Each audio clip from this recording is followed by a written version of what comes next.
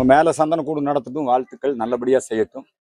ஆனா எங்களை மலை மேல தீபம் போடுறதுக்கு அனுமதிக்காம இருக்கிறதும், அந்த மலையில வந்து உட்காந்து இந்த சந்தன கூடுங்கிற போர்வையில அங்க உட்காந்து பிரியாணி சாப்பிடுறதுக்கு போலீசார் கேட்டா நாங்க சோதனையிட்டோம் அப்படிங்கிறாங்க, தடுத்து நிறுத்தணுங்கிறாங்க. ஆனா மேல அந்த முயற்சிகளை செய்யறாங்க. இதெல்லாம் கண்டிக்கத்தக்க முயற்சி.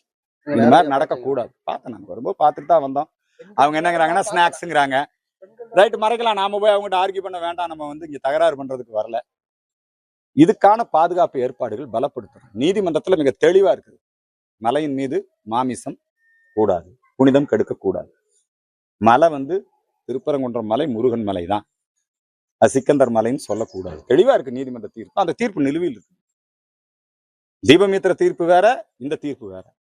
ஆகவே இங்க இருக்கக்கூடிய மக்கள் எல்லாம் வந்து இந்த கோயிலுக்கு பாத்தியப்பட்டவங்க எல்லாம் இந்த மண்ணின் மைந்தர்கள், உள்ளூர் மக்கள் தினசரி விளக்கேத்துறாங்க. ஏன்னா பூர்ணச்சந்திரன் ஒருத்தன் தீக்குளிச்சு இறந்துட்டான். இந்த ஊர் மக்கள் எல்லாம் உட்காந்து தினசரி அங்க தீபம் போடணும்னு இங்க தீபம் ஏற்றி சேவல் கொடி கட்டி இந்த மக்கள் அவங்களுடைய கோரிக்கையை இறைவனிடத்திலும் அரசாங்கத்திடத்தும் வைத்துக்கொண்டே இருக்கிறார்கள். அதனால விரைவில் அந்த கோரிக்கை நிறைவேற்ற வேண்டும் என்பதுதான் எங்களுடைய அவா. தீக்குளித்து இறந்த பூர்ணச்சந்திரன் குடும்பத்துக்கு அரசு வேலை வாய்ப்பு வழங்க வேண்டும். அவங்களுடைய குடும்பத்திற்கு 1 கோடி ரூபாய் நிதி கொடுக்க வேண்டும். இதுதான் எங்களுடைய பிரதானமான கோரிக்கை. சோலைக்கண்ணன் அவர்களுக்கு காவல்துறை பாதுகாப்பு வேண்டுமென்றே உள்நோக்கத்துடன் விலக்கிக் கொள்ளப்பட்டிருக்கிறது. அரசியல் காழ்ப்புணர்ச்சி அதன் காரணமாக விலக்கிக் கொள்ளப்பட்டிருக்கிறது. அவருக்கு பாதுகாப்பு வழங்க வேண்டும் என்பது எங்களுடைய கோரிக்கை. பிளே ஸ்டோர் மற்றும் ஆப் ஸ்டோரில் இருந்து பாலிமர் செயலியை QR கோடு மூலம் பதிவிறக்கம் செய்யுங்கள். செய்திகளை உடனுக்குடன் பெறுங்கள்.